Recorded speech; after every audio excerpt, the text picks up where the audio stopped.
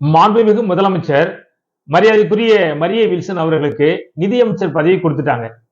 இந்த நியூஸ பார்த்த உடனே திமுக காரங்களும் மற்ற எதிர்கட்சிக்காரங்களும் அப்படி பதறாங்க. இவருக்கு போய் நிதியமைச்சரா? இவரெல்லாம் நிதியமைச்சரா இருந்தா இந்த நாடு தாங்குமா அப்படின்ற கொஸ்டின்ஸ் கேட்கிறாங்க.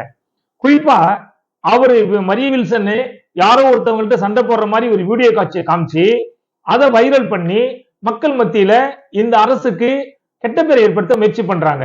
இப்போ நம்முடைய முதலமைச்சர் ஒரு தவறான தேர்வை செய்ததாக அவங்க ஒரு பொய்யான ஒரு குற்றச்சாட்டை சொல்றாங்க.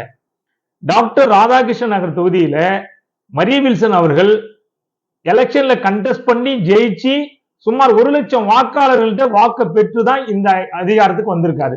மக்கள் தேர்வு செய்த ஒரு பிரதிநிதியை நம்முடைய முதலமைச்சர் தேர்வு செய்து நிதியமைச்சராக கொடுத்திருக்காரு. டிஎம்கே கேண்டிடேட்டை விட 48,000 ஓட்டு அதிகம் பெற்று ஜெயிச்சிருக்காரு. அப்படிப்பட்ட கேண்டிடேட் மேல ஒரு சகதியை வாரி பூசி நீங்க அரசுக்கு கெட்ட பேர் ஏற்படுத்த முயற்சி பண்றீங்க. நீங்க நிறுத்துற ஆட்கள் எல்லாம் ஏதோ கருணாமூர்த்தி, காருண்ய சீலர், அஹிம்சா வழி உள்ள எல்லாரையும் டிஎம்கே கேண்டிடேட்டா நிறுத்துற மாதிரியும் அவங்களுக்கு மட்டுமே அமைச்சர் பதவி கொடுத்த மாதிரி பேசுறது அபாண்டமானது. அதை தாண்டி மரிய வில்சன் அவர்கள் ஒரு பெரிய கல்வி நிறுவனத்துடைய குழுமத்துடைய உறுப்பினர். அவருக்கு உரிய மரியாதை கொடுத்துதான் அந்த தொகுதி மக்கள் அவரை தன்னுடைய எம்எல்ஏவா தேர்ந்தெடுத்திருக்காங்க.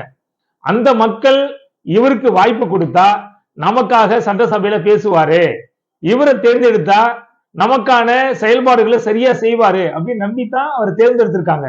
இதை பத்தி கவலைப்பட வேண்டியது தமிழ்நாட்டு மக்கள். தமிழ்நாட்டு மக்கள் நம்பிக்கையோடு தான் மாண்புமிகு முதலமைச்சர் விஜய் அவர்கள் மேல நம்பிக்கை வச்சுதான் வாக்களிச்சிருக்காங்க. நீங்க டிவிக்கு அரசு மேல சகதியை பூசி கெட்ட பேர் ஏற்படுத்த முயற்சி பண்ணாதீங்க.